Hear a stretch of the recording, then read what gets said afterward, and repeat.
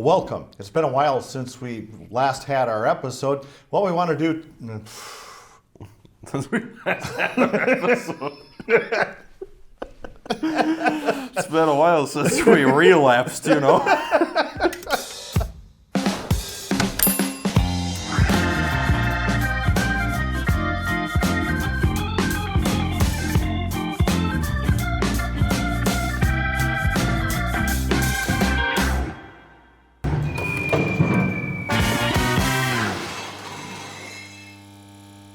Welcome. It's been a while since we last got together and had one of these episodes. To be honest, life happens. That's why it took so long. But we're back, and what we want to do today is we want to wrap up our discussion on the end times.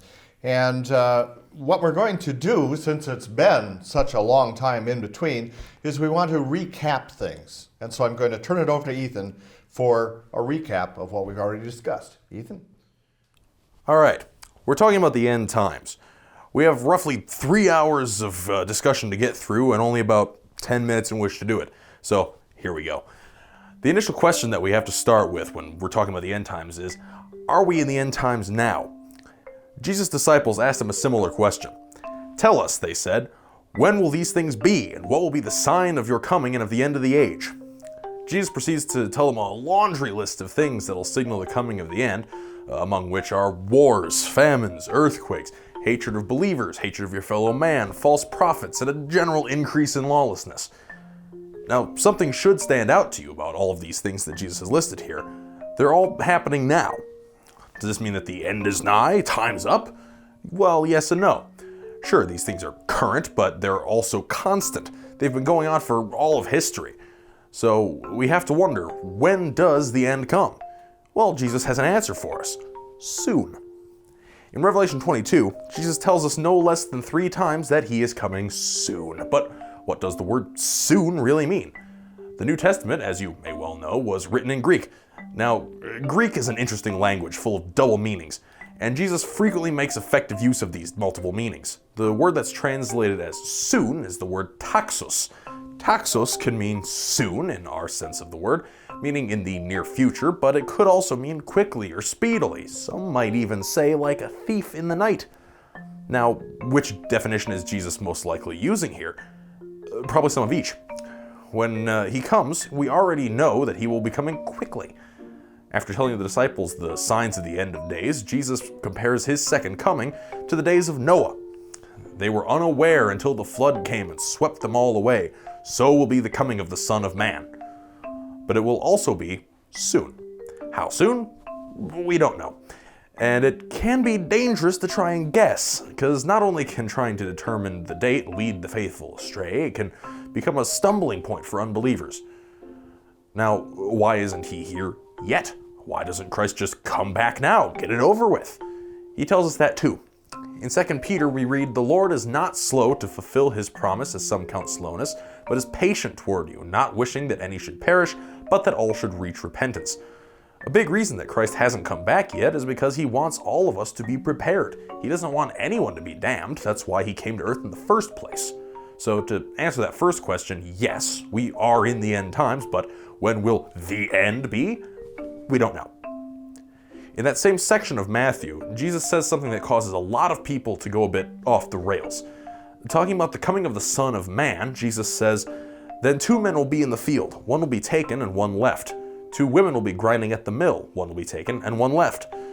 To many of you, this should sound familiar. This is what some people interpret as the rapture. It's what the Left Behind series is based on. Now let's just get this out of the way. No, we don't believe in the rapture in the way that it's portrayed in those movies. I'll explain. This concept of the rapture is part of a theology called premillennial dispensationalism, or dispensational premillennialism, depending on who you ask. It was pioneered by John Nelson Darby all the way back in the 1800s, and it gained popularity because of the Scofield Reference Bible. Now, this theology is taught at Dallas Theological Seminary, and some notable graduates of there are Chuck Swindoll, Tony Evans, Charles Ryrie of the Ryrie Study Bible, David Jeremiah, Hal Lindsey, author of The Late Great Planet Earth, among others. Because of how widespread this theology is, it's what we find most often in books or discussions that are dealing with the end times. That doesn't mean that it's correct. What you see here is a timeline of the end times, according to premillennial dispensationalism. As you can see, Christ is supposed to come first in secret to bring about the rapture, taking believers, both living and dead, to heaven with him, after which there will be 7 years of tribulation, then a great battle of Armageddon. And then Christ will come visibly with all the fanfare that we would expect to execute a second round of judgment, after which Christ will set up a physical kingdom on earth, which will last for 1,000 years, which is the millennialism part of this whole thing, which will then be immediately followed by Satan's little season, finally culminating in the resurrection of the unjust, yet another round of judgment, and the creation of the new heavens and new earth. The dispensational part of it all gets a little more complicated. Suffice to say, subscribers to this theology believe that a dispensation is a period of time in which God dispenses his grace in the same sense as a business might dispense marijuana. The last of these dispensations is supposedly during the duration of the millennial kingdom. That's these 1,000 years in this area. What this means is everyone who wasn't raptured the first go-around gets another chance to believe and receive God's grace before the end comes. Now, this doesn't line up with what we believe. The Bible only talks about one return trip for Christ, and it's pretty clear about whether or not it'll be secret. In 1 Thessalonians chapter 4, Paul writes, "For the Lord himself will descend from heaven with a cry of command, with the voice of an archangel, and with the sound of the trumpet of God. And the dead in Christ will rise first. Then we, who are alive, who are left, will be caught up together with them in the clouds to meet the Lord in the air, and so we will always be with the Lord." Now that sounds pretty open and shut to me. Yes, it's the rapture, just not the way that we hear about it in a lot of pop culture. The theology that we subscribe to is known as amillennialism. Here you can see a side-by-side comparison of both timelines. The first thing that you will notice is the secret return of Christ, the 7 years of tribulation, Battle of Armageddon, and the sheep and goats judgment are all noticeably absent. Both timelines begin with the church age, that would be where we are now, so we're good so far. One big difference is that we consider the church age and the 1,000 years to be one and the same. Take note of the quotation marks there. We believe we are in the 1,000 years leading up to the end, but we don't consider them to be a literal 1,000 years. If that were the case, I think we might have missed it. As we read in 2 Peter chapter 3, "With the Lord 1 day is as 1,000 years, and 1,000 years is as 1 day." That is to say, God's schedule doesn't exactly play by the same rules as mortals do. But that's a discussion for a whole other time. Toward the end, we start lining up again. We both agree that prior to the end, there will be a period of massive persecution and lawlessness that we call Satan's little season. This period of time, so far as we're concerned, is both the Great Tribulation and the Battle of Armageddon, all sort of rolled into one. Now, when does it start? When does it end? The Bible doesn't really say. Some argue that this period will last for 7 years, some say 3.5 years, but these numbers should all be considered symbolic, just like the symbolic nature of the 1,000 years back over there. The reason that things tend to get out of hand when talking about the end times, and especially the book of Revelation, is because the topics talked about here in Revelation are what's called apocalyptic literature. Basically, it's picture speak, trying to make sense of things that we, as mortals, can neither explain nor fully understand. We need to take care not to take things too literally when they shouldn't be. For example, in Revelation 20, an angel comes down from heaven with a great chain and the key to the bottomless pit. The angel then binds the dragon, Satan, and seals him in the pit for 1,000 years. If we're going to take the 1,000 years literally here, we must also assume that the angel will be binding the devil in the form of a literal dragon with a literal chain and throwing him into a literal bottomless pit. I would dearly hope that you can see where we can run into some problems here. And that's why our timeline looks the way that it does. There's no clear-cut sense of time that's given to us in the Bible. Like Paul writes in 1 Thessalonians, "Now concerning the times and the seasons, brothers, you have no need to have anything written to you, for you yourselves are fully aware that the day of the Lord will come like a thief in the night." Now, I remarked just a moment ago that the Battle of Armageddon and Satan's little season are sort of the one and the same in our theology, both being the end game, if you will, of the time of tribulation. Now, how can this be? How can this great battle be the same as Satan's last chance to run amok on the earth for an indeterminate amount of time? Now, those are questions that we can hopefully clear up for you today. You should now be, ideally, up to speed on where we are in our discussion. So with all of that out of the way, let's delve a little bit deeper. Well, boy, wasn't that something to look at. I haven't recorded it yet, but I'm sure it was good. Thanks for the recap, Ethan. Now, right off the bat, I want to reiterate that this book that we're talking about here in the Bible is called the Book of Revelation, singular, not the Book of Revelations, plural. You know, people often kind of see this book as a bunch of individual, specific things that have to be checked off on a to-do list before Jesus returns again in glory on Judgment Day. But that's not really what it's about. You know, to look at it that way is to kind of use it as a guideline to determine just how much time we've got left before Jesus shows up, which will give us an opportunity to figure out just how serious we have to be in our faith and in our lives, because we don't want to get caught off guard by him suddenly popping in here. Another way to say it is that it's a good way to try to calculate and to set a date as far as when Jesus is going to return, but not really setting a specific date. Okay. So now going back to what I said, this is the revelation of Jesus Christ. That's the way the book actually starts out. Apocalypsis, the revelation, Jesu Christu, of Jesus Christ. It is not a bunch of revelations from Jesus to us to reveal certain things. It is about revealing him to us. And what is that revelation of Jesus Christ about? Well, it's about the fact that he's God. Okay? It's about the fact that he died, he rose, he ascended, he is seated at the right hand of the Father, and he is reigning over everything. It's about the fact that he is the head of his body, the church. And that the devil is not just the enemy of God himself, but the devil is the enemy of the church, of us. And so from now until the time when Christ returns, you're going to see things happening with the church where the nasty stuff is going to just continually get worse and worse and worse. And the church is going to be persecuted, and more horrible things are going to be happening until Christ comes again in glory. And then all of the church's enemies are going to be put in their place, and it's going to be peace, it's going to be sin-free, it's going to be the fulfillment of all of God's promises about what is coming down the road for us. And ultimately, it's going to end up with the new heaven and the new earth. Kind of an important theme there. That I think a lot of people see Revelation as sort of this outlier among the books of the Bible, but really it fits the same theme that you see Old Testament, New Testament all the way through. It's the same message when you get down to it. Yeah. And you wouldn't expect it to be too off the wall and different, because when you think about the author is the Apostle John. I mean, he wrote his gospel of Jesus Christ. Okay? And that gospel is all about what Christ has done. These things are written that you may believe that Jesus is the Christ, the Son of God. And that by believing you may have life in his name. That's what's going on in Revelation as well. That you believe that Jesus is the Christ. And it's kind of letting us know exactly what all is transpiring as he is preparing to come in again in glory, and what's going to transpire from there on out forever and ever. Now, something else that we should keep in mind here. I mentioned that the Apostle John wrote Revelation. This book, Revelation, is written a little differently by John than the way that he wrote his gospel.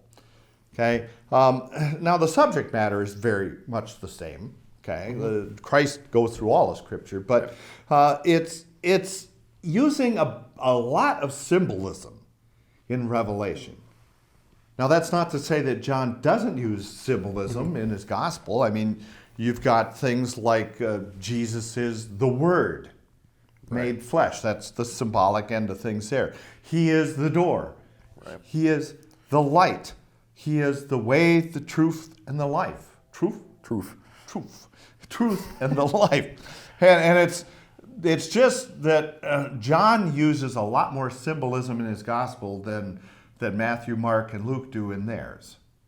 But the fact of the matter is, Revelation is written in the apocalyptic style. Right. And apocalyptic style, apocalypsis, it is just all about imagery. It's about picture language. It's about using something that we can relate to try to describe something that is completely beyond our understanding and description. Yeah, it's describing the indescribable. Yeah, Yeah. exactly. And now, as Ethan mentioned that about the apocalyptic literature side of things, some other places, especially that rely heavily upon this, are the book of Daniel and the book of Ezekiel. We will be, talking a bit about those as we go along, especially in some of the sessions to come. But Revelation is different from just the basic books, the basic Gospels, Matthew, Mark, Luke, and John. Right. Okay. Now, there are different ways that people look at and interpret the imagery there in Revelation, especially when there's no definite explanation as to what it is that's being talked about specifically. They see all these things, the images that we see in Revelation, as referring to something very specific that you can connect to life here in this time and in this world right now. Right. Okay? The problem is when you connect those images in Revelation with something very specific like that that's happening in world history or in our culture right now, you run into the issue of, all right, this fits with that symbol, but then we have this symbol over here which doesn't match anything that's going on now, or this symbol over here that doesn't match anything that's going on now. Well, what's going on? When is Jesus going to come? Why hasn't he come yet? What's the deal here? Right. It really makes sense when you look at these different symbols in Revelations. Revelation. Thank you. Singular. I wanted to make sure we were watching. But anyway, when you're looking at these specific symbols in Revelation, that you interpret them not as very specific things, unless it says right in Scripture that is what we're talking about here.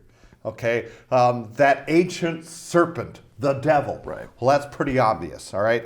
But interpret them in more of a broad perspective. That's the more reasonable way of looking at it. Yeah, the pitfall you don't want to try and fall into, I think a lot of people look at it almost like a cipher. You're dealing with a lot of symbols that are unfamiliar to you, so you look for a frame of reference. Yeah. And given that we aren't given a frame of reference, so you find that one clue that fits, and then you go, well, logically, the rest of them have to somehow fit in there. And so you're putting the wrong pieces in the wrong place. It's an easy thing to do, and I'll admit that much. Yeah, the tough part is people like God to be very logical and predictable. And as we saw with something as unique as the crucifixion and the resurrection, things don't always go the way we think they're supposed to go when it comes to God. Not so much. Yeah. A couple of examples here about this symbolism from a broad perspective. The red horse. When we start to talk about the red horse in Revelation, it's not a symbol for a specific war. I mean, people have tied that to numerous wars and battles that have gone on in the world. But it is a symbolic portrayal of war in general, okay? And it's really all about every war that has ever occurred that causes trouble for God's people. And then you get like the black horse, okay? The black horse, it is not a specific famine that has taken place or will take place. It's about famine in general. Or you get the smoke that comes up from the bottomless pit. It's sometimes people say, "Oh, this is the specific heresy of," and then they fill in the blank. Right. It's not about a specific heresy; it's about heresy in general. Yeah. So it's that broad approach is what we need to really keep in the back of our minds there. Mm-hmm. Now, granted, certain events in history may fit more closely with some of these symbols, but to make the claim that a specific event is it when it comes to that symbol, like I said, unless it absolutely tells you that in Scripture, that's to go too far. Broad symbols, that's what we're dealing with. And finally, before we get into looking at portions of Revelation 9, 16, and 20, which we're going to do here in just a bit, we need to be aware that what is happening in these various visions, these various scenes that John is writing about and describing to us, these scenes are different representations of basically the same thing. Okay? It's as though we're looking at the end times and the final battle between good and evil, between God and Satan and the forces of evil through a microscope. Right? You start out, unless you want to, if you got a glass slide and you want to crack the thing, then you crank it up to the highest power and crack. But you want to do it the right way with an optical microscope. You start out on the lowest power, so you get a broad view of what's going on. And then what you do is you crank it up a little bit in magnification, so you zoom in and you start to see more of the detail. And you do it some more. And that's the way we're dealing with Revelation here. As we go through the book, we get to that final bit where it's cranked up to the highest power that we got. And you see the fulfillment of everything dealing with Jesus Christ and our salvation. You see the new heavens and the new earth. It's actually interesting that you describe it like a microscope, because that is also at the highest magnification. That's at the center of it all. Like you're seeing all the events that are tied in with it, but the core of it is that's that message of Jesus Christ. Yeah, and if you keep it out too far, you may see Jesus, but he's like just a little itty bitty spot in there compared to everything else, and you can lose the tree, the cross, for the forest. Yeah. The other thing you can run into is if you start zooming in, not keeping in mind that the scriptures are all about Jesus Christ, the Son of God, you can start zooming in on all these little bits, which instead of being the thing you really want to be looking at, you're going to be looking at something that's really nothing. Yeah. Well, I can't say it's nothing to do, but it is not the thing. Okay, it is not about the salvation and how that salvation comes to us, which is all about Christ. Right. And that's kind of how we end up with a lot of your mysteries of the Bible and the hidden messages in the scriptures, which hopefully we'll get to talk about in a couple episodes down the road. Yeah, because some of those, they're out there. We've got people that actually buy into that stuff. And you look at the internet, you can find all sorts of interesting things on the internet. And goodness knows, anything you find on the internet has got to be true. That's right. It's rule number 1. You can't lie on the internet. That's right. Right. Anyway, all right. Ethan briefly mentioned one particular thing that comes from the book of Revelation that gets talked about a lot, whether it's on the internet or among circles, or even within certain church bodies, and that is the Battle of Armageddon. And we're going to talk about that today in this episode too, but I would like for us to work our way up to it. And so what we're going to begin with is a section from Revelation chapter 9. Then the sixth angel blew his trumpet, and I heard a voice from the 4 horns of the golden altar before God, saying to the sixth angel who had the trumpet, "Release the 4 angels who are bound at the great river Euphrates." So the 4 angels who had been prepared for the hour, the day, the month, and the year were released to kill 1/3 of mankind. The number of mounted troops was twice 10,000 times 10,000. I heard their number. And this is how I saw the horses in my vision, and those who rode them. They wore breastplates the color of fire and of sapphire, and of sulfur, and the heads of the horses were like lions' heads, and fire and smoke and sulfur came out of their mouths. By these 3 plagues 1/3 of mankind was killed, by the fire and smoke and sulfur coming out of their mouths. For the power of the horses is in their mouths and in their tails, for their tails are like serpents with heads, and by means of them they wound. The rest of mankind, who were not killed by these plagues, did not repent of the works of their hands, nor give up worshipping demons and idols of gold and silver and bronze and stone and wood, which cannot see or hear or walk, nor did they repent of their murders, or their sorceries, or their sexual immorality, or their thefts. Now notice that this section starts out with the 6th angel blowing his trumpet. Now, prior to this point, there have been 5 other angels who have had trumpets, and they've sounded theirs, and every time they sound their trumpets, various things happen. There's going to be a 7th angel with his trumpet as well that's going to be coming up.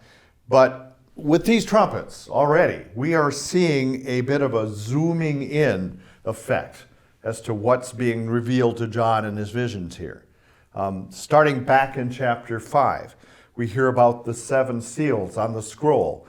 And every time that when a seal was opened, something happened. Well, that is the first scene that is dealing with the end times.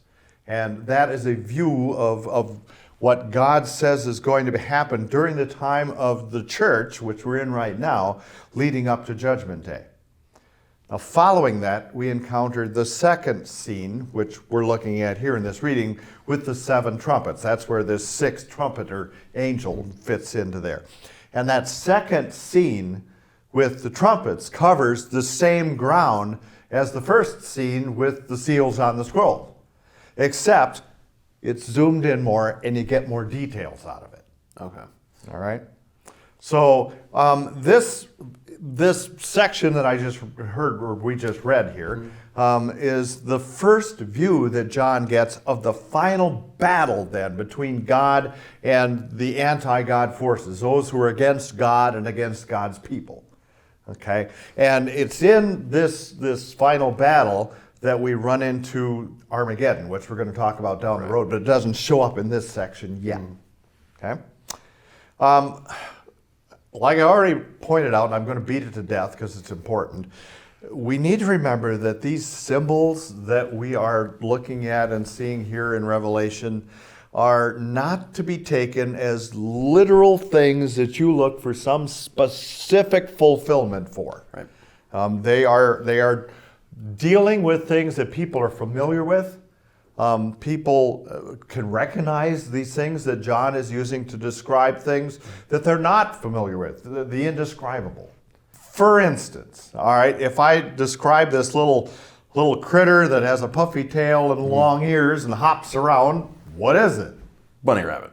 Okay. And if I talk about the things that a buck, a male deer, has on its head, those are antlers. And if you put the antlers on the little hoppy thing, what do you get? Jackalope. A jackalope, okay? So you have just used 2 things that we're familiar with to describe something that most of us, probably all of us, have never seen. Right. Okay? And that's kind of what John is doing here, taking the familiar to go ahead and describe the indescribable. Now, what he's using here in Revelation 9, he's talking about 4 angels that are bound at the river Euphrates. Now, the people that John is writing his Revelation to, and we know what it would be like for someone to be bound. I mean, especially at that point in time, if you were a slave and being hauled off to jail or something, they would bind you and haul you away. Jesus was bound, right? But it doesn't stop there. He talks about the river Euphrates. Now, that's something they would be very familiar with too. Okay. Because at this point in time, and even before that, the Euphrates was important to the people of God. Okay, wherever God's people had their territory, the Euphrates River was on the eastern side of it. Okay, and it was the boundary between God's people and those people who were God's enemies. And so when we're talking about the Euphrates, they would already be thinking, ooh, if he's mentioning this, there could be trouble. Well, then John goes a little further, and he talks about the number of mounted troops, okay, that are over on that other side of the river, and how these mounted troops, well, what do mounted troops do? What do troops do in general? They fight. Yeah, so we're talking about war here, yeah. Which this cannot be good. And John gives an indication of just what the number of those mounted troops is like. It's 10,000 times 10,000, and then you double that number. So we're talking about like 100 million troops, mounted troops. Yeah, that's no small number of troops. No, it's roughly a third of the population of the United States right now. Whew. So yeah, huge number. I kind of picture the scene in Lord of the Rings Saruman on the top of the tower looks out over the troops. That's kind of the number that I'm picturing here. Yeah, just massive as far as the eye can see. Which, again, we are not talking about a specific number of warriors here. We are talking about a kind of a generality. So 10,000 is a number of completeness. Mm-hmm. Times 10,000, well, you got completeness times completeness and double that. It means all of the absolute anti-God and anti-Christian forces that ever are, mm-hmm. and were and will be. Right. Okay. And then John goes on to describe the horses, and they have lions' heads. They are breathing fire and sulfur. Their tails are like serpents' tails with heads on them. Now, if you're into this whole literal interpretation of these things, you're going to have a little bit of an issue here, trying to connect it with something that we see and know is in our world today. Yeah. So that's not what it's about, okay? When you think about the Euphrates, you think about the sheer number of enemies, you think about these horses and how terrifying they are. It's the purpose is to let people know that this is so bad that you probably can't even imagine it, okay? And even with all of that, with a third of the population of the world being killed, the people who were God's enemies, the unbelievers who were left, who were not killed, still refused to repent, and they still refuse to turn away from their sin. They're stubborn. Kind of a trend that you see there. Yeah, yeah. Now, we're going to go on then from the first view here, this final battle. And as we do, we're going to just blaze past a little bit. I'm not going to get into it. But we see the little scroll and the two prophets. I'm not going to talk about that. After that, we finally get to the seventh trumpet. And when you get to the seventh trumpet, this second scene, the first zooming in of the end times here, the second scene abruptly stops right before Christ's second coming and Judgment Day and the fulfillment of all the promises that God makes. Revelation chapter 12, going on through chapter 14, moves into the third scene of the end times. That's the battle between God and the anti-Trinity. Again, I'm just going to race through this to catch us up to our next bit we're going to look at. The anti-Trinity is the dragon and the two beasts. That's how you get the Trinity out of it. The dragon, of course, it tells us is the devil, that ancient serpent. The first beast are the political authorities. Okay. It is not some specific person, it's the political authorities. And they get their power from the devil himself. Okay. The second beast are the religious authorities. And they destroy the church from within through false teachings and false practices. Okay. That one you can kind of see some similarities, I think, between what's going on in our world and especially in our country today with the churches that are out there. Now, this anti-Trinity, the anti-God group, the devil and the two beasts, the political and religious powerhouses, they are also known here in Revelation as the false prophet. Okay. So, sometimes people are pulling that apart. No, it's the same thing. Right. Okay. In this third scene, John then sees the woman giving birth to the male child, which is depicting Christ's birth. Okay.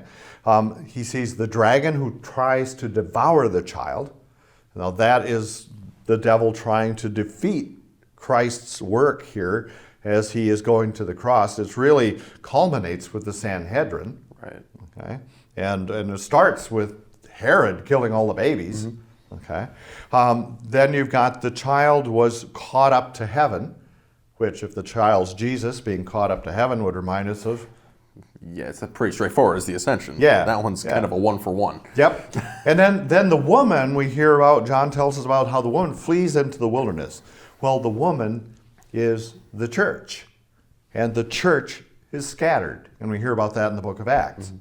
Mm-hmm. The dragon gets thrown down to earth. Now that happened with Christ's death and his resurrection, and the dragon, Satan, pursues the woman. He attacks the church. He goes after the disciples. He goes after, the early believers in the book of Acts. He's still after the church today. That's kind of the point where we're at currently. Yeah, and it's the same time period here going through all this that we've already looked at, just seeing different details. Then we get to Revelation chapters 15 and 16. We get to the fourth scene of the end times, and that is the one dealing out with pouring out of the 7 bowls of God's wrath. It's within that fourth scene that we first encounter the final battle. It's the second view of this final battle, the Battle of Armageddon. We're going to talk about that in just a little bit. But before we do that, let's read chapter 16, verses 12 through 16. All right. Okay.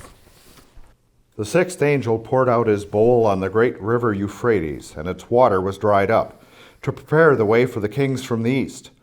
And I saw coming out of the mouth of the dragon, and out of the mouth of the beast, and out of the mouth of the false prophet, 3 unclean spirits like frogs, for they are demonic spirits, performing signs, who go abroad to the kings of the whole world, to assemble them for battle on the great day of God the Almighty.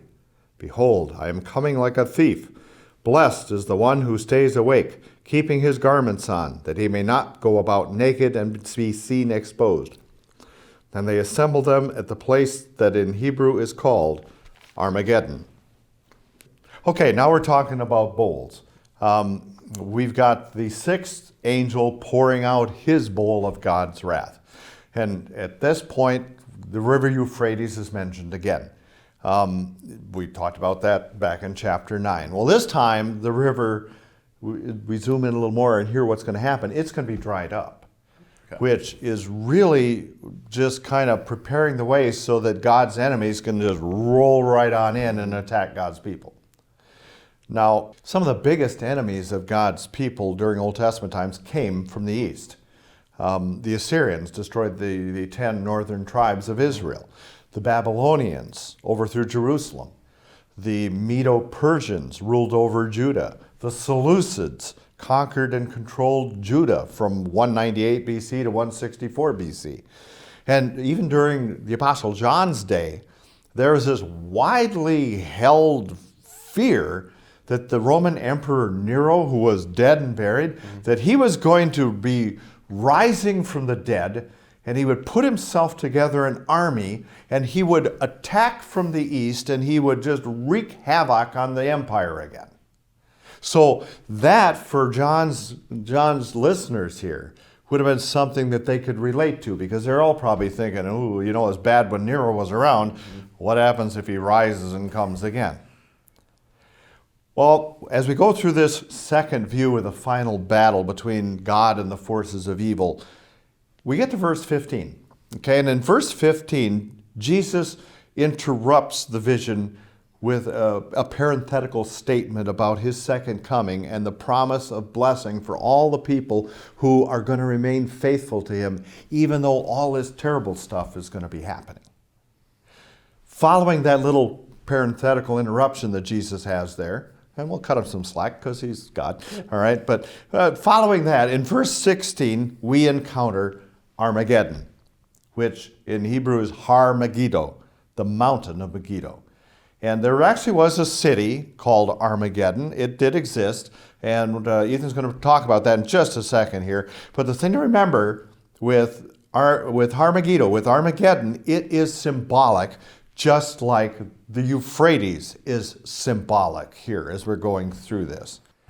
Yeah, so like you said, I mean, it's symbolic. That's important to remember as we go through this.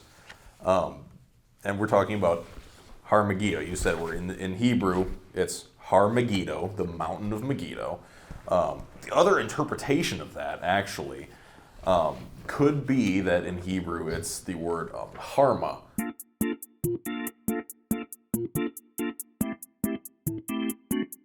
Harma Megiddo, which Harma would be a place that is marked for destruction, actually. Ah. So regardless of if you take it the literal mountain of Megiddo or the Megiddo which is marked for destruction, both kind of work. Okay. sometimes you even see in Scripture because the dual meanings here with some of this stuff. So Yeah, like whether or not that was deliberate on God's part, we don't know, but it's an interesting point to make. And as you said, it was a real city. That's my little attempt of doodling it there. It's a mountain city, and it's bigger than that in real life, but not by much. I've always wondered how people got up to the top of it.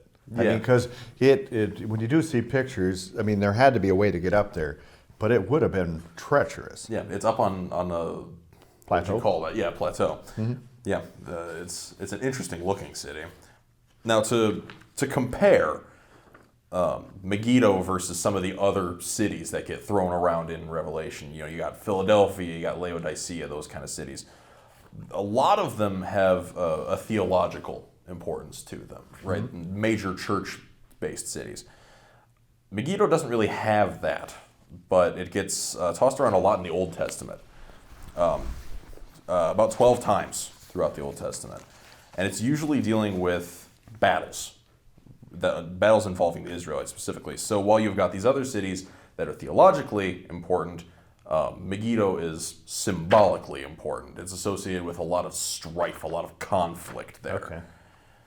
So it's quite small in the grand scheme of things, but its importance is a little bit inflated just because of where it is. Okay.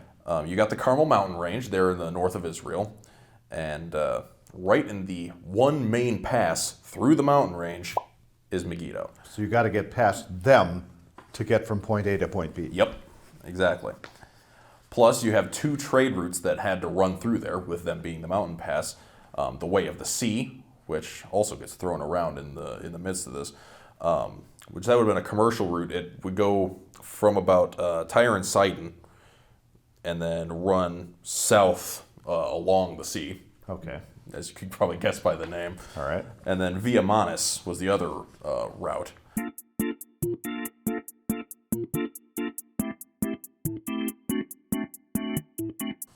So, as I said, a lot of battles took place there, because if you controlled Megiddo, you controlled the mountain pass. Okay. The one of the first ones that we know of, the first battles that took place there, there was an Egyptian ruler, King Tutmos III, and that was about the 1460s BC, not BCE, because we don't do that. Right. On the one side of the battle here, you had the Canaanites, the ones who would then go on to be defeated by the Israelites later on. Okay. And Tutmos III, not to be confused with Steve Martin's King, Right. King Tut. King Tut. Exactly. Okay. He might have been funky, though. We don't know. Right. On the other side, then, you had... on the same side with the Canaanites, you also had the Syrians from the region of Kadesh. And together, the Canaanites and the Syrians were trying to win some independence from the Egyptians. And there were... Now, was Armageddon kind of like right in the middle here? That's where those forces, Egypt and the other ones, probably? Yeah. Okay. Well, the Canaanites would have already been in that region, which would later become Israel. But off to the east more, you had the Syrians, and they met in the best pass. Yeah, in the best area that they could to give themselves a strategic advantage. All right. So getting to Megiddo from the cities around there were like three roads. A major road running right in, two major roads running right in, and a smaller one that would kind of go down the middle. Okay. And they decided, because this was their big stand against the Egyptians, they blocked off both of the major roads with their forces, because only a fool would try and march an army through this little rocky path to try and get into the city. Sounds like a Julius Caesar thing coming up here. Yeah, very much so. Because, guess what Tutmos decided to do? He marches his army right down the middle and took both of these armies by surprise and captured the city. I'm sure there's a lesson to be learned there, but that's for a different discussion. Okay. So back to other things that happened with Megiddo. In the 13th century BC, the Israelites had captured the land of Canaan, and that includes Megiddo. Megiddo was already around at that point in time. Okay. So they took it from the Canaanites, which that event shows up in Judges 5 when Deborah and Barak sing of the overthrow of the Canaanite kings by the waters of Megiddo. King Solomon eventually put his stables there. He used it as a big military center. In 2 Kings, you've got the death of King Josiah. That happened at Megiddo when he was trying to hold back his own Egyptian army. And then even in the First World War, it was in 1918.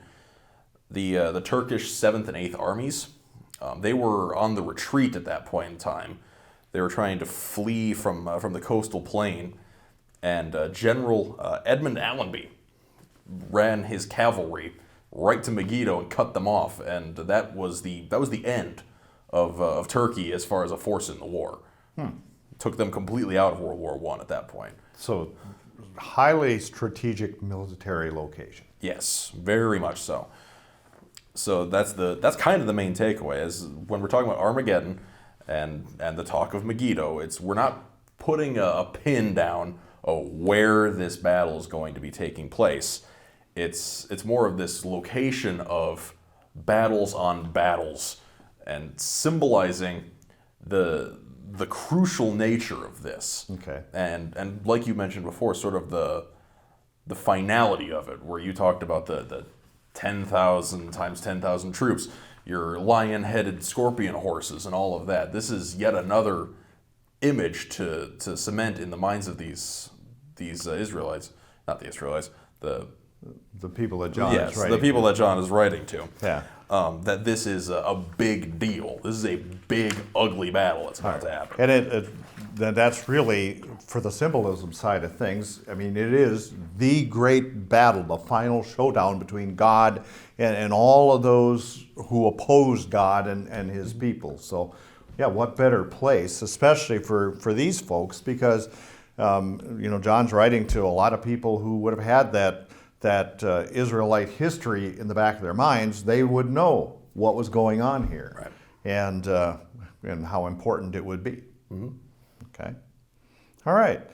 So then, moving on from that point, when we get into, and we're just going to blast through this again, when we get into Revelation chapter 17 through 19, we encounter the fifth scene of the end times, and there we hear about Babylon the Great, or the whore or the prostitute of Babylon, and the Babylon the Great oppresses the innocent and exploits the weak. Well, Babylon the Great there is overthrown, which is a good thing. Yeah. And at the end of this scene, then, Christ returns and he begins to destroy all the remaining enemies of his once and for all. So that's 17 through 19. Then we get to the next section, which goes from chapter 20, verse 1 on through verse 8 of chapter 21 in Revelation. That is the sixth scene of the end times, and that includes the binding, the loosing, and the final condemnation of Satan and all of his followers. So let's read Revelation chapter 20, verses 1 through 3. Then I saw an angel coming down from heaven, holding in his hand the key to the bottomless pit and a great chain. And he seized the dragon, that ancient serpent who is the devil and Satan, and bound him for 1,000 years, and threw him into the pit, and shut it, and sealed it over him, so that he might not deceive the nations any longer, until the 1,000 years were ended. After that, he must be released for a little while. All right, so the binding of the devil, Satan, we talked about previously in another episode. That took place during the incarnation, then the ministry, the death, and the resurrection of Christ. Right. It is the event, that binding of Satan, that ushered in the 1,000 years. And that 1,000 years, which we talked about before, symbolizes the full amount of time that God gives for the gospel to go forth to the ends of the earth. and for all people who are going to be converted before Christ returns again. Again, 1,000, 10 times 10 times 10, that's 10 to the third power. 10 is the number of completeness. 3 is God's number. It is the ultimate completeness there. Well, Satan at that time is not going to be allowed to destroy God's church and to stop the spread of the gospel. But after that period of time, the dragon, Satan, is going to be released for a little while. And it's at that point in time he himself is going to lead the charge against God and God's people. God doesn't tell us why he's going to be released except that it is necessary. We'll talk about this in a little bit here too, as to this, why he had to be released. In verses 4 through 6, John writes about what he sees occurring in heaven, which is going on simultaneously with what he tells about in verses 1 through 3, which is Satan being bound.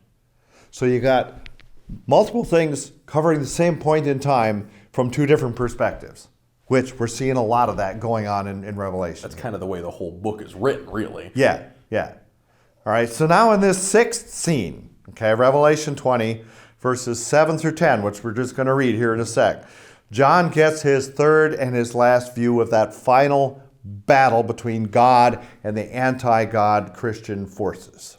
The anti-Christian forces, okay? And that is what we're going to be concentrating on. Let's read verses 7 through 10 in chapter 20. And when the 1,000 years are ended, Satan will be released from his prison and will come out to deceive the nations that are at the four corners of the earth, Gog and Magog, to gather them for battle. And their number is like the sand of the sea. And they marched up over the broad plain of the earth and surrounded the camp of the saints in the beloved city. But fire came down from heaven and consumed them. And the devil who had deceived them was thrown into the lake of fire and sulfur, where the beast and the false prophet were. And they will be tormented day and night forever and ever. Now, previously in chapter 16, this battle was referred to as the Battle of Armageddon, of Armageddon. Now, we don't find that term used here at all. This time, instead, we hear about Gog and Magog. Same events, but just different names. And Satan is released from the pit. He comes out to deceive the nations that are at the four corners of the earth, worldwide. In other words, the nations here is not talking about physical, geographical countries, right, which is where some people just fall in the ditch, all right? The context where these nations march up to attack God's followers, and they were ultimately consumed by fire that comes down from heaven, from God. Right? It shows that these nations are the unbelievers in the world, not literal nations, right, countries. And what Satan has done is he's deceived these unbelievers. He's gathered them up to fight against God's people, the saints, they're called here, and against the beloved city, which is the church. Now, when John calls these unbelieving enemies Gog and Magog, he's using that to refer again to the entire anti-Christian world. And John gets his symbols, Gog and Magog, here from Ezekiel chapter 38 and 39. And Ethan's going to tell us about that.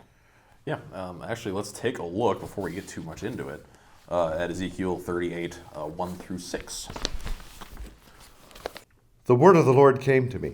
Son of man, set your face toward Gog of the land of Magog, the chief prince of Meshech and Tubal, and prophesy against him and say, Thus says the Lord God, Behold, I am against you, O Gog, chief prince of Meshech and Tubal, and I will turn you about and put hooks into your jaws, and I will bring you out, and all your army, horses and horsemen, all of them clothed in full armor, a great host, all of them with buckler and shield, wielding swords. Persia, Cush, and Put are with them, all of them with shield and helmet. Gomer and all his hordes, Beth Togarmah from the uttermost parts of the north with all his hordes. Many peoples are with you. All right, so when we're talking about Gog and Magog, where they show up in Revelation, it seems like they come out of left field, right? Mm-hmm. they're just thrown in the mix like we're expected to know who they are. And I mean, any of these good Jews would have known from the Old Testament where they're coming in. Clearly, John is pointing back to this sequence of events, right? So there's a lot to break down in that section. We have a baseline of the nations that are associated with Gog and Magog, and logically, people want to know how these all fit in. Where do these nations come in? Why do they belong in the final battle here? So, going down the list, we've got Gog, the leader, and the land, Magog. We got the lands of Rosh, which we'll get to Rosh, because it's not actually mentioned in what you just read there. Meshech, Tubal, Persia, Cush, Put, Gomer, and all of his hordes, and Beth Togarmah from the uttermost parts of the north, right? So, if you were to throw who are Gog and Magog into a Google search, I'm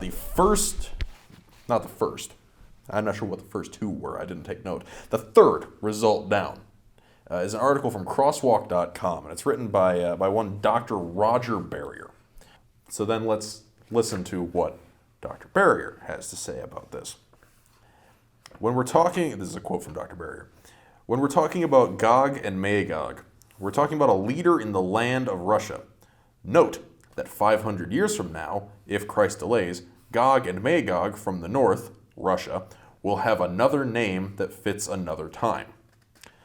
So, what Barrier is implying is if Christ were to return today, the one leading the charge against him, the main one leading the attack against him, would be none other than Vladimir Putin himself. Okay. That already sends off a couple of red flags to me. I don't know about you. So in other words, that just with the whole thing going on in Ukraine, this could be the final start of the push to Armageddon for the great battle of World War III. Right, which is, I mean, at least in my opinion, a big reason why we wanted to talk about this, because it comes up a lot more often now that Russia is getting a little more mobile in their little corner of the world. But he goes on. There's more. God informs Gog and Magog in Ezekiel 38:15. You will come from your place in the far north. He then says the Hebrew word means the uttermost part of the north. And what's north of Jerusalem? Moscow. What is north of Russia? Nothing. Meshech is the old name for the capital of Western Russia, which is known today as Moscow, and Tubal is identified as a city in Siberia. End quote.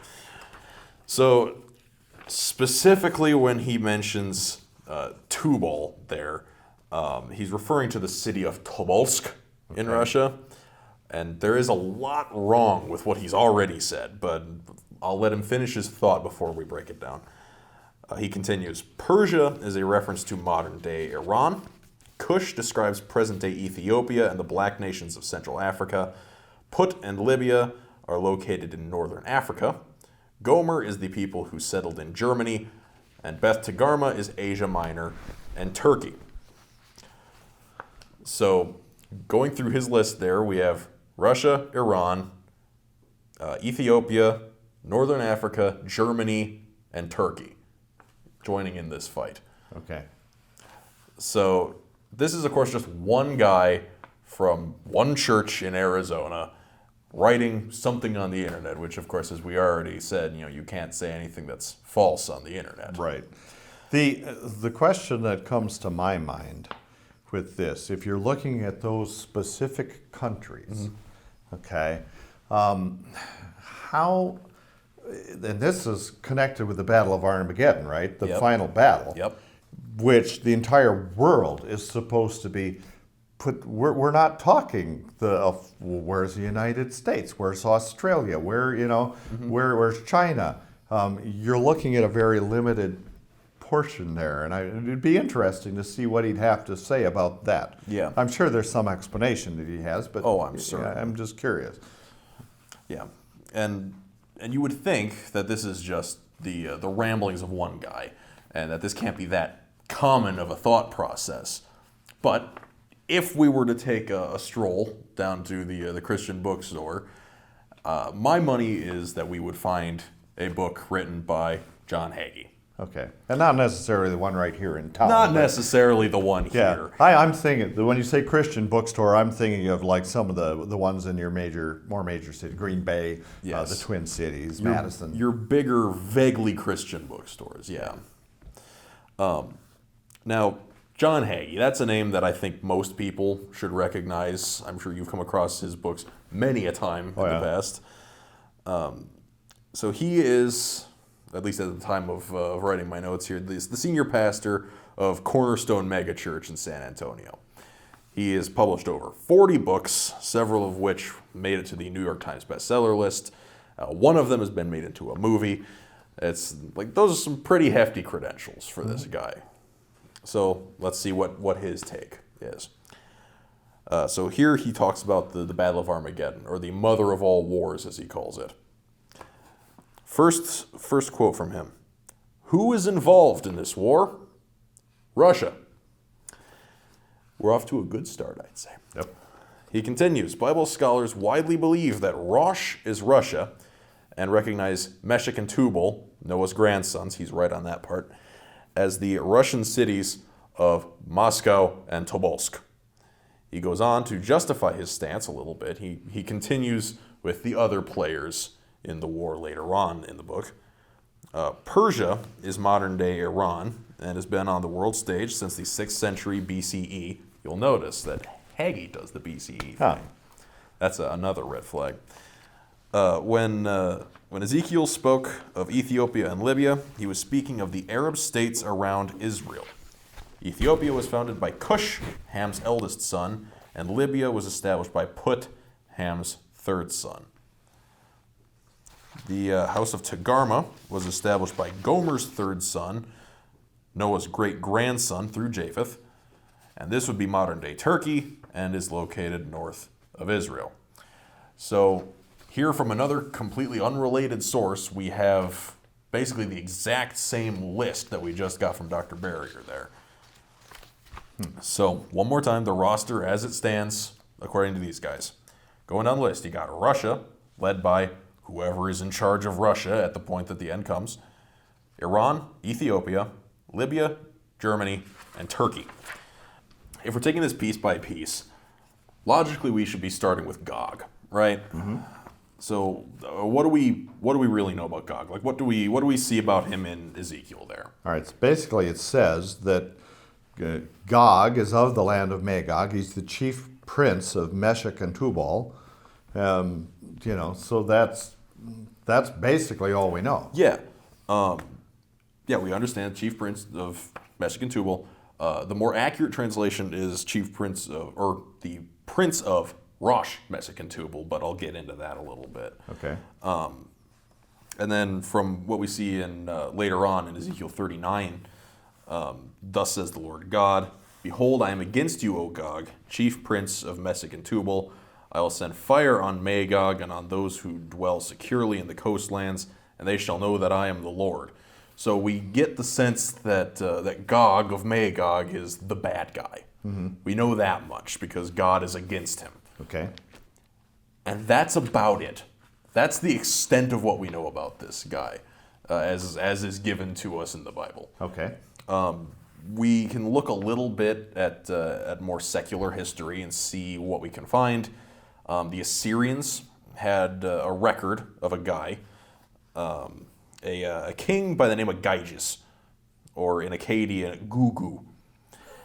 Okay. Yeah, he was the king of wife Lydia. Gaga, right? Yes, Lady Gaga. Anyway. he was the king of Lydia, roughly 60 years prior to Ezekiel prophesying here, and as we'll see, Lydia is right in that area for a prince of Meshech and Tubal. Lydia would kind of line up there, so it could be a reference to the king Gyges, who would have been around at that time. Okay.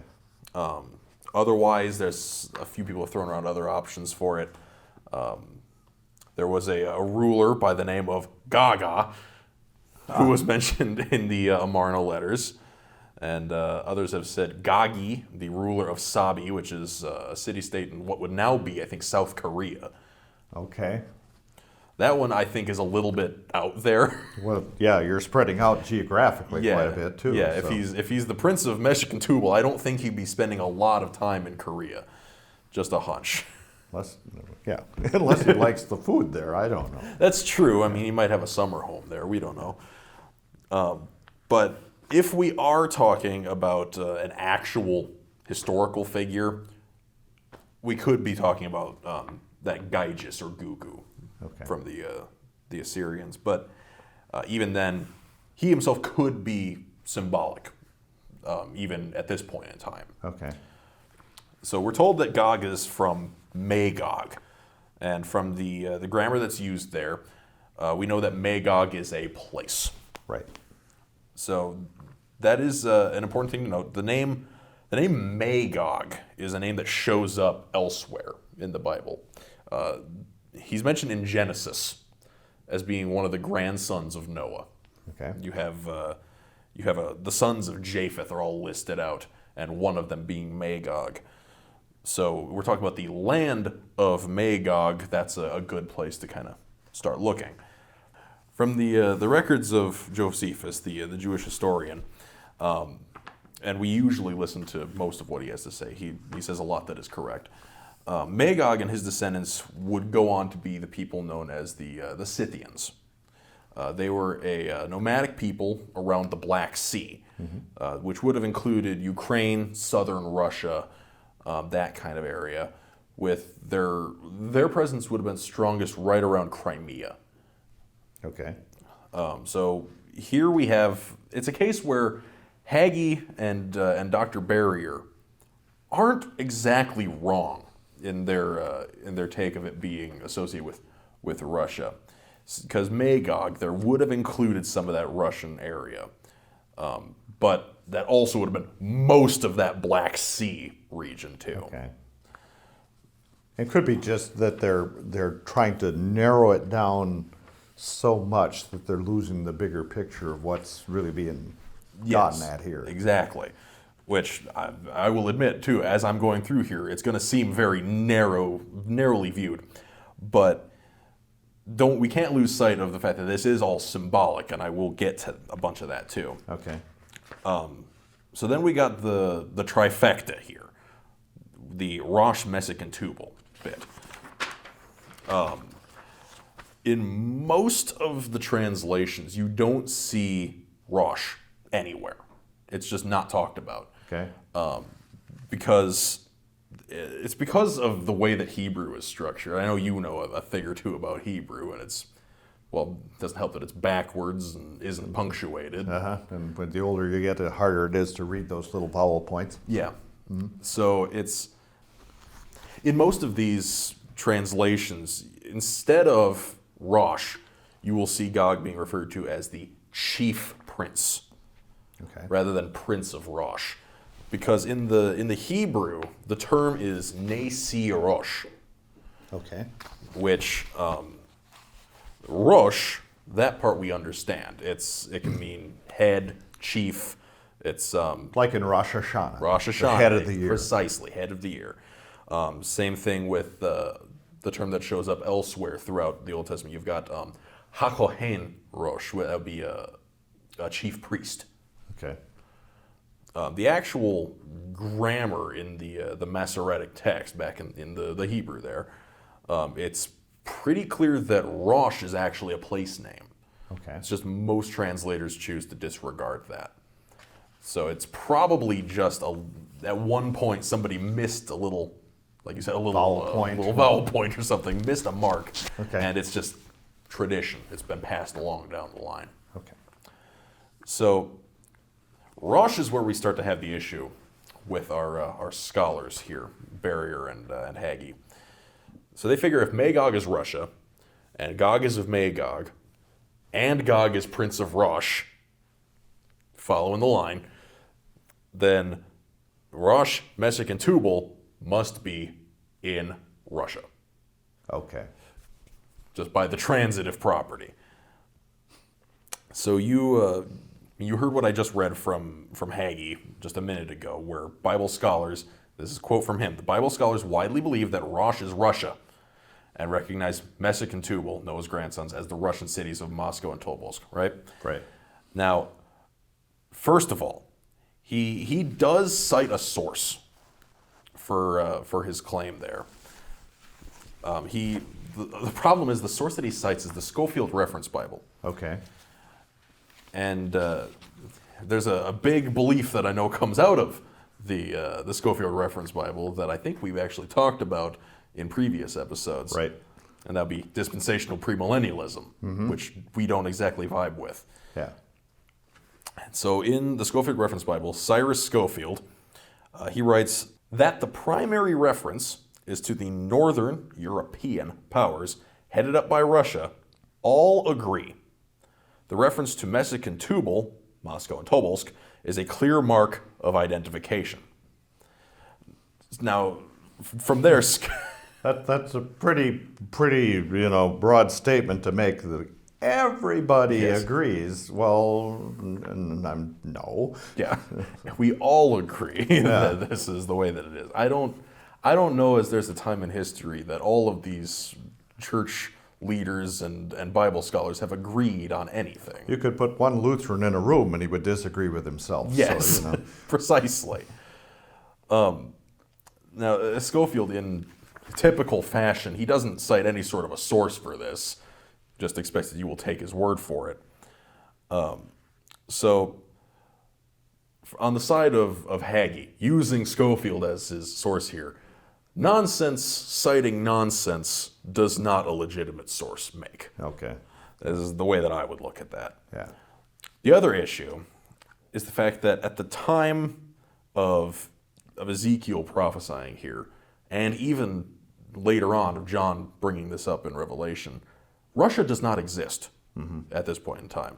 The name Russia would not have even been a thought at this point. Barrier asserts that Rosh then is the old root word for the land of Russia. Because it sounds like it. Okay. When it comes down to it, that's the entire reason for it.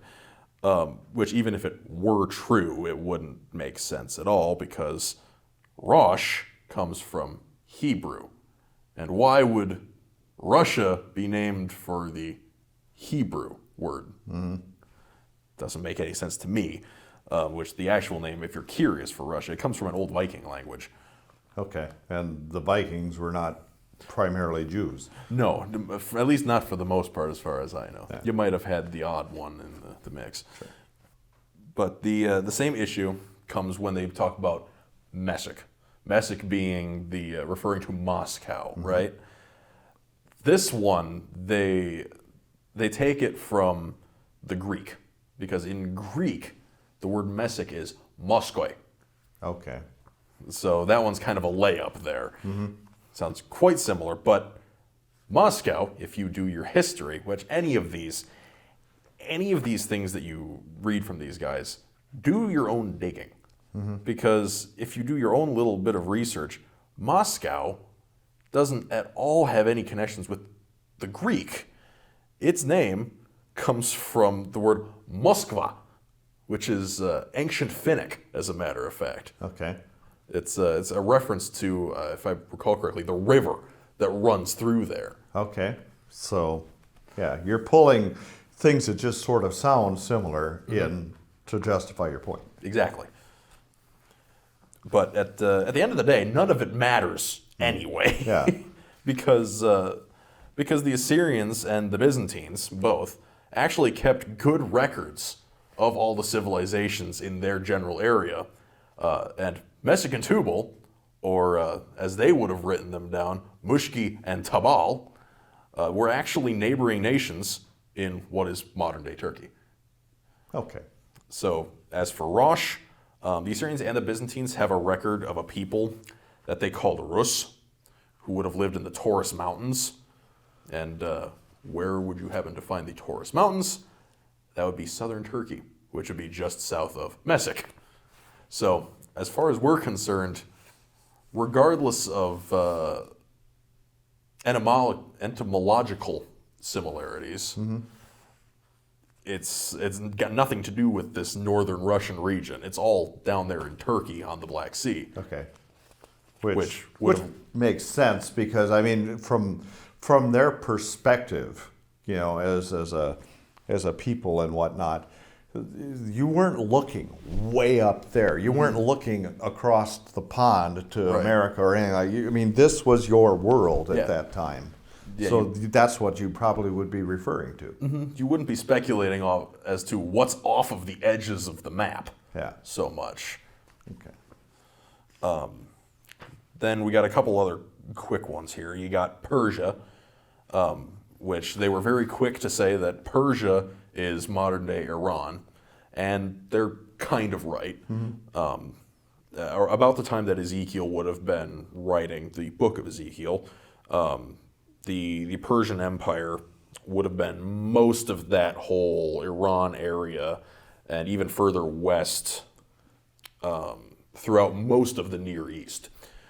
Even as far as Turkey, some of their rules stretch down into Egypt. Persia was pretty big there. Kush gets brought up. Both Hagee and Barrier identify that with Ethiopia, modern-day Ethiopia. You could argue the case that is mostly accurate. Okay. I personally disagree from my own research, just because Africa's borders, if you look throughout the years, they move a lot. The different nations, they push into one another, they scoot around. Right. Kush would have been about on the mark with Ethiopia at a certain point in time, but nowadays that area is more is Sudan, which Okay. would be just south of Egypt. Okay. Ethiopia now is further west. Right. Put is another quick one.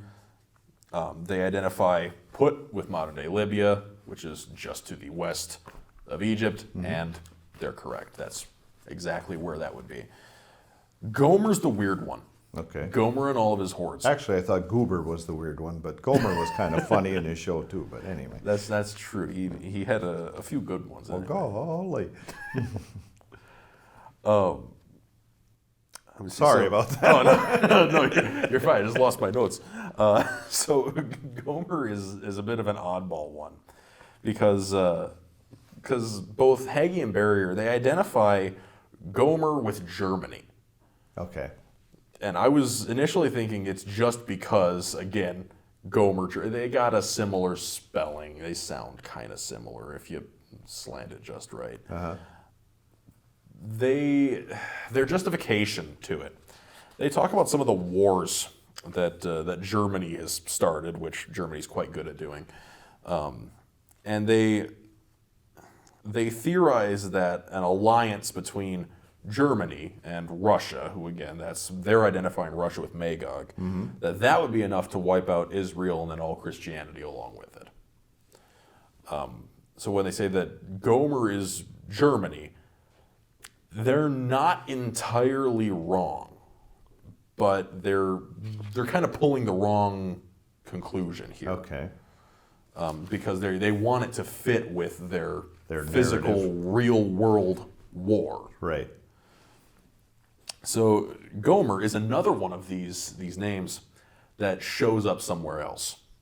Specifically, it's another grandson of Noah.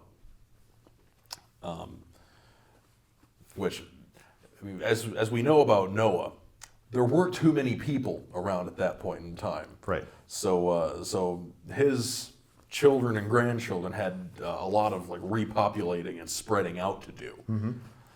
So there's a reason that we're seeing so many of them cropping up in that Near East region.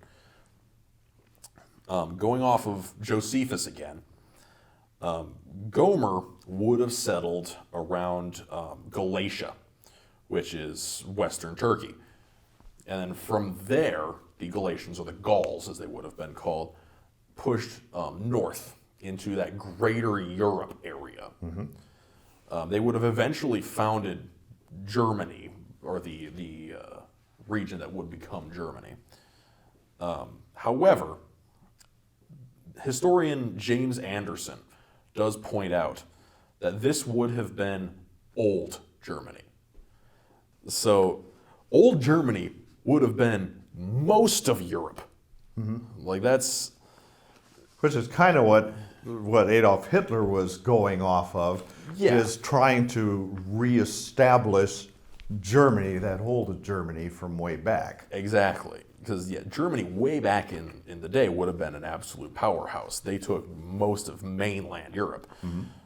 So when Ezekiel talks about Gomer and all his hordes, to me that makes more sense that he would be talking about Europe as a whole, as a unit, rather than nitpicking the one little nation of Germany in there. Okay. At least that's the way that I'm looking at it. Plus, for the knowledge that they had at the time, Europe would be about as far west as they would know. Okay. So that's kind of the Western world to them. And then Which at that point in time would almost be like the ends of the earth, or the four corners as we hear about. Okay. Yep, and I will get to that in just another paragraph. All right. The last one that gets brought up is Beth Togarmah, and this is another easy one though, because I hate to end on a boring one, but they're right. They say that Beth Togarmah is modern day Turkey, and yes it is. It's specifically Eastern Turkey. Because, again, the Assyrians, the Byzantines, they all keep good records, and Beth Togarmah would have been part of Cappadocia, right on that eastern edge of Turkey. So, yeah, like you said, though, getting into all this, none of it matters all that much anyway, because it's symbolism. Right. Because we're not talking about an actual war where they're going to band together, they're going to march down to Israel. Got their tanks. Yeah. Yeah. It's another instance of the totality of it. Because if you were to take a map, which I'm going to do this in post, I'll put up a map here. That if you were to look at a map and you put Israel right in the middle, that's God's chosen, that's us, that's the believers as Israel. And then you were to chart out all of these nations, the actual historical nations here that I've just laid out for you. If you were to chart out where all of these enemies are marching from, you'll notice that it's from you have the far north, the east, the west, and down in the south from Africa. You got the four corners of what they would have known as the world at the time. Okay. So basically you have us beset on all sides. It's the totality. It's everything. All of God's enemies marching down on Israel. Against God's people. Against God's people, precisely. Okay. Yeah, I mean, the thing is, you can have a field day, and you can make a lot of money on book sales, especially if they go New York Times bestseller list, right? If you take all the little bits and pieces and the idiosyncrasies and the innuendos that are there in script, and you just kind of flush them out and write about them, you can make a pretty big name for yourself. Oh yeah. Doesn't mean you're right. Yeah. And that's the problem that people get into. If just because somebody has a PhD, just because somebody has written a book or several books, just because they've been on a bestseller list, does not make them an expert. It means they've made money or they've got a name. It's an appeal to it's sort of an appeal to authority fallacy, because they have the fancy letters at the end of their name. Yeah. People assume that they know things. Yep. And the ones that know the most are the ones who know that they do not know. Precisely. Well, given that, the thing is, this is not, again, we're not dealing with a bunch of revelations here that we can just nitpick and spin whatever kind of story we want to go with here. It is actually dealing with the symbolism which points to a name that is above all names, Jesus the Christ, the Son of God. And it's all about what he has done for us. This whole battle of Armageddon, the battle of Gog and Magog, it is a spiritual battle between the forces of God and his people, and those who are opposed to God and his people. And it says that the wickedness that's leading up to the point in time when this battle just cuts loose, it's going to increase more and more and more and more until that time comes. Now, when is that time going to come? I don't know. God only knows, okay? Christ says it's going to come soon, but soon is different from our perspective than it is from God's perspective. So, what John is picturing here is this all-out, final spiritual attack carried out by all of those anti-God people from all the four corners of the earth, from everywhere. And they are going to try to destroy God's church. But the good news is they are not going to be able to. Ultimately, the leader of these anti-God, anti-Christian forces, the devil, is going to be thrown into the lake of fire. He's already been defeated by Christ's death and his resurrection, but he is going to be completely taken out of the picture. He's going to be thrown into that lake of fire, into hell, where he will be tormented day and night forever and ever. That's the good news. That's what Revelation is about here, is to remind us that the victory is secure in Jesus Christ, our Lord and Savior. All right, so one thing I do want to touch on here before we quit is this business about why it is necessary for the devil to be let loose from the pit for a little while. Like I said, only God knows the reason. But one commentator, who's got, letters behind his name, he's a Lutheran, not a Missouri Synod Lutheran, but he's a solid Lutheran. And he admits, even though he's got all these letters behind his name, he doesn't claim that this interpretation is absolutely right and correct. Okay? But he says that one speculation as to the reason why, and it is connected with Gog and Magog. He says that, and I'm going to quote him here, "It may be that God will release Satan and permit him to ravage the church so that he, God, can glorify his name as he rescues her and then casts Satan into hell." In Ezekiel 38 and 39, God unleashes Gog upon Israel, his people. But then God himself will also save the faithful remnant of Israel and judge Gog and his hosts. The whole event of Gog and his hosts invading and plundering and nearly destroying Israel would happen under God's sovereign and gracious will, so that when he miraculously delivers his people and then judges Gog, he could show forth his greatness and make known his name among all the nations. As a result, God would display his glory to all the peoples of the earth.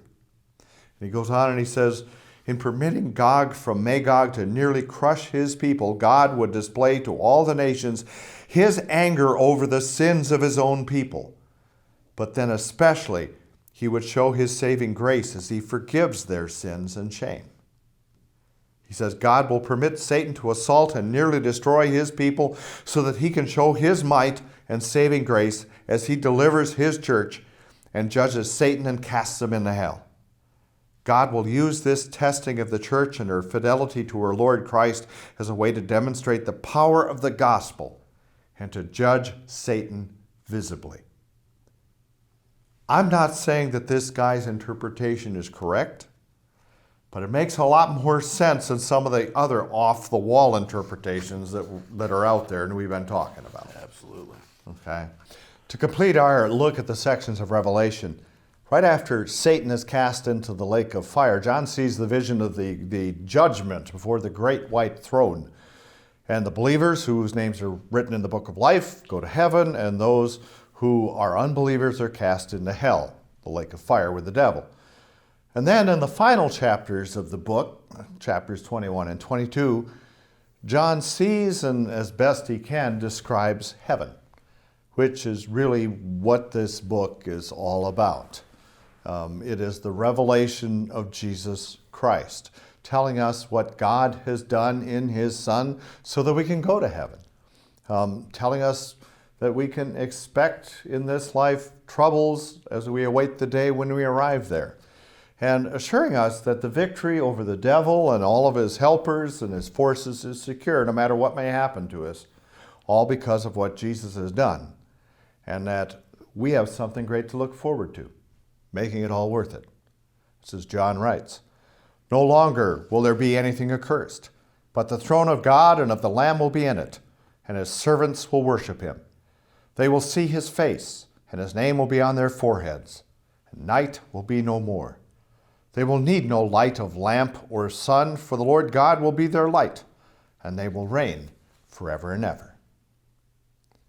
If you're still with us, thanks for watching. You probably noticed the format is a bit different than what we used in the past. We decided that this would work out a little easier for us as far as putting things together, and so far we're enjoying it. We hope you did too. Join us again as we move into some other topics. We're going to be talking about angels and demons, false prophets, things like UFOs, all of that coming down the road. And as we delve deeper into those things, we hope to grow in the Word of God and in faith. Thanks.